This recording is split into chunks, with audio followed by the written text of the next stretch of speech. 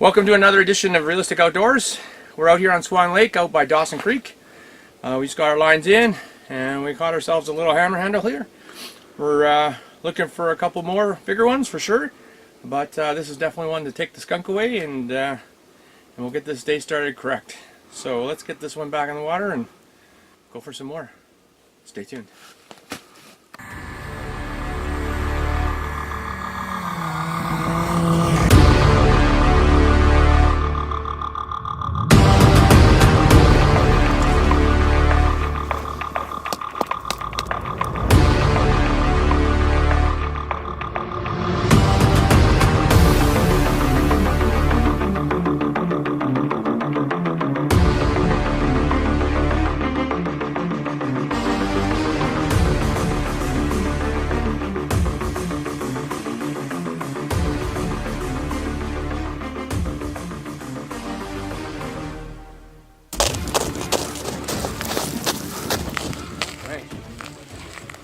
One down. I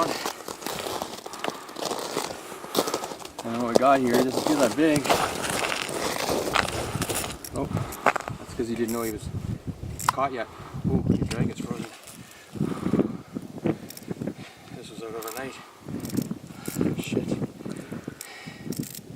Your drag won't loosen. Oh, what is it? No.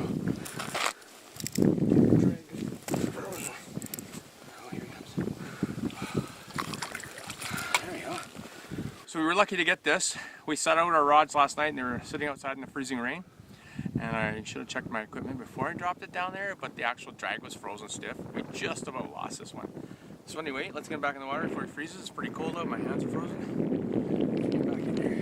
Whoa, whoa, whoa, whoa, whoa. Let's get in the hole. There we go, there we go. Come on, come on, come on. I'm not sure you even wanted back in the hole. Maybe you should have ate him. Oh well, that's good smart. It's gonna be a good day. So, last time I forgot to show you guys how we were using some of our gear, so we're going to make sure we don't forget this time. I'm going to throw out a windlass. This is a form of tip up that I love when I'm pike fishing. It'll actually do some jigging for you in the breeze. I'm going to use one of my buddy's jigs, rock hard tackle, thanks Todd, white tail and a piece of shrimp. I've already got this measured out to a foot from the bottom. I'm just basically going to drop this down. And when a fish bites and starts swilling us, my flag will pop, and then this will jump up. And that's pretty much the whole setup for a windlass. A little bit of slow action this morning. We've been moving around a few holes. I just put on a Reelistic outdoor jig and a Reelistic outdoor tail. Good combo. And we've hooked into something here. It's pretty decent size. Nice little pike. There we go. So there's the rig right there. Careful not to touch their teeth. If you've ever had one bite you, you won't enjoy it very much. There's a nice little. Oh, there, he bit me anyway. Nice little hammer handle.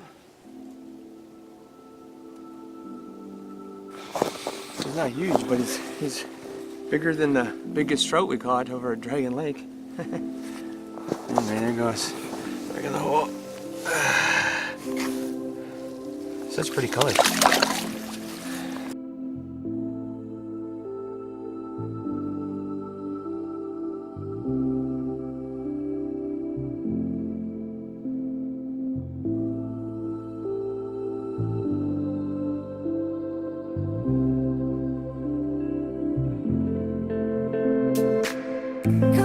Come on, we can't go away.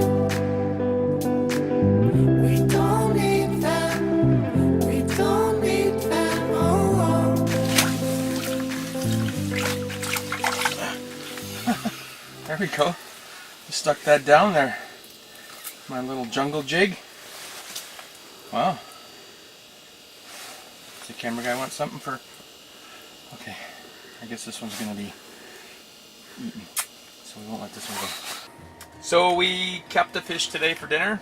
It's a pike. Most people don't like to fillet pikes because there's so many bones in them. Let's start with the back. There's a piece in here. You can start cutting from behind the head and work to the dorsal fin. But if you go right down to the backbone, you're gonna clip off the edge of the piece of the Y bone. So what I'm gonna do is I'm gonna angle the knife up and drag the backbone this way as I'm cutting up. So I'll start right here. Get in there. You really need a sharp knife for these skins. So once I feel the backbone, I'm actually gonna turn the knife and I'm gonna slightly lift up. And I'm gonna drag it along the back with just a little angle on the knife. I'm still running the back bone with my knife, and then I come up here. Now I got one nice piece of boneless piece. I also now I can see the Y bones, so when I cut the next piece out of here, I'll be able to do that. Now my two favorite pieces are the back piece. So you want to start just back a tiny bit, like an inch back of this dorsal fin. Go in on an angle, turn the knife, and then ride the bone. Do the same thing on the other side. Put an inch back, find it, and then just ride the spine. Now you got three pieces that are definitely boneless. This is the hard part. If you want to be a friend with somebody, you can just cut in here, take all the bones, and give them a nice piece of meat that they can pick out. The other way to do it is you can see where the actual Y bones start. It's kind of halfway between the spine and the skin. So what you can do there is you can make a cut here and a cut here. Do the same thing on this side. There's going to be a little bit of waste. Then what you do is you find that spot halfway, move in, and then you just start cutting along just slightly above the Y bones. I can feel them, and if you don't put too much pressure, you won't cut them. Then you just flay back a little bit, and then you can cut the belly meat around, and then back down to there. There's another boneless piece. You see there's not a lot of meat between here. There's a tiny bit in here that's going to be wasted, or you can cut it and fight for the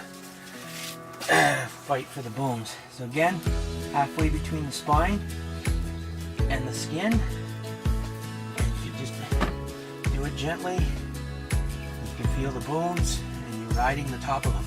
And then right to the end, and then fillet back a little bit with your knife, and get to the belly. Piece off around the belly. Now you got 5 pieces of absolutely boneless fish, and that's a 5-piece fillet setup. Now let's cook it. Enjoy. So everybody's, oh look at that, it's -27. You guys are crazy to go fishing out there. I just want to show you what the temperature is inside. Have a quick look. Boop.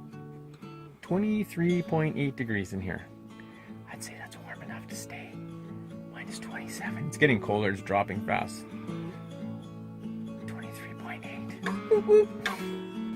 Okay, let's get this pan heated up so we can get some fish going. Okay, we got the butter in there. It's starting to sizzle. I'm going to add some lemon and herbs and seasoning salt. I'm going to add a little into the butter just so I get some flavor with the butter.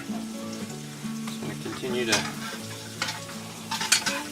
get this melted. It's looking good and hot now. So I'm going to lay in the fish, thickest pieces first.